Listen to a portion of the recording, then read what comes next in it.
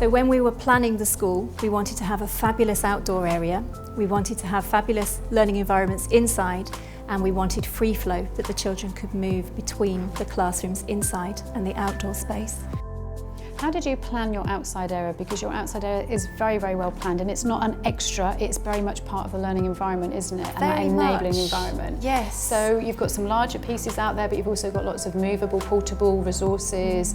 How did you plan that? We really looked at best practice from a number of different settings that myself and other colleagues had worked in, and there are some things that you know you want to have in early years. We knew we wanted gross motor skill toys such as trikes, bikes, scooters, but we wanted to make that more exciting for the children. So the initial idea came from having a racetrack that the children could ride around, and we were lucky enough to make that the core of our outdoor provision. I know not every setting can do that, so we were lucky with that.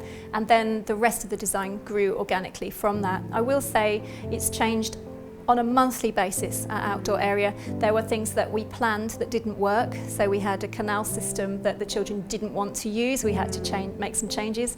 We had natural grass that died. So you've really listened to the children and developed it then, haven't you, throughout the year as it's gone on? Yeah, I think it's been a year of action, but it's also been a year of reflection.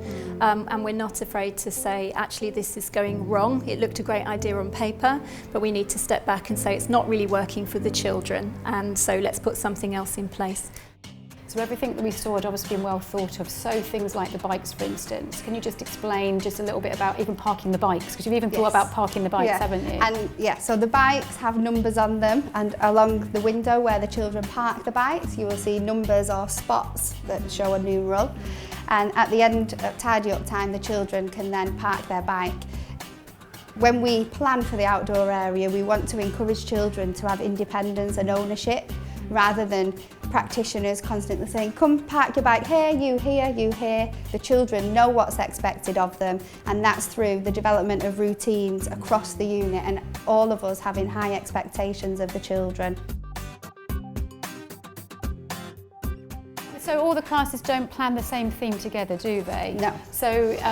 So the FS2 reception, I mean, do you share a theme between you, or is it very much from your class? We have 6 classrooms in FS2, and at the moment we're all doing different themes based on the children in that class. So my theme at the moment is space. So we have our KWL board, which is what the children know, what they want to learn and what they've learned.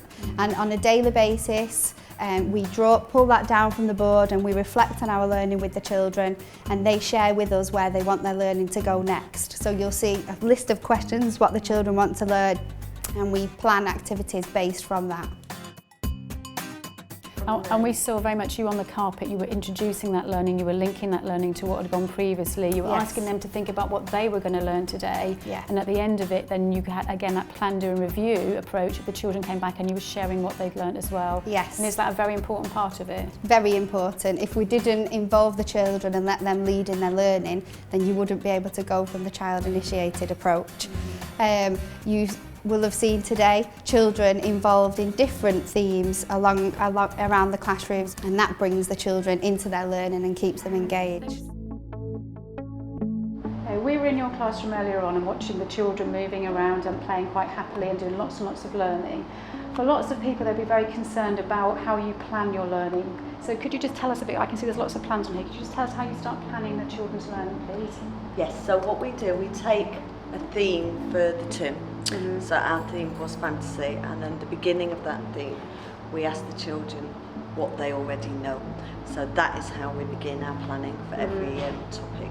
So this one is fantasy, what they know, and they brought their ideas to our planning, and then we follow their ideas. So because you're looking at these, I can see there's some children's names on these. So did you kind of sit down in groups and did you scribe them and talk to them, or what? Yeah, children are invited. So these are not given groups where we've asked X, Y and Z to come and join us. We've given them an invitation who would like to write a dragon story this week. and then they would tell us. So all the scribing is exactly what they are saying. So it's word for word, and we've got the superheroes, the princess, the dragons. These they access independently as well. So it's not such a teacher-led activity. Some days, like today, I suggested Miss Robinson would like to do a pirate story. Who would like to help me? So I'm asking for volunteers as well. So you're kind of picking up the children that might have missed off and not chosen this in the first place. So then you're keeping an eye on who you would like to join you. Yes. Tell me a little bit more about these boxes. So you said you gather the things in these boxes. What are these used for? Yes, so the children at the beginning of the topic, we brainstormed what is fantasy, what belongs in a fantasy area.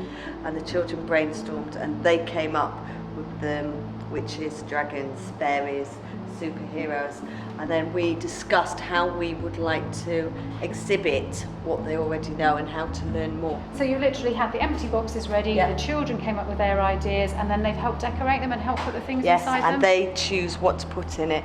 Can we go to the library and put some books in? Can I make a hat to put in?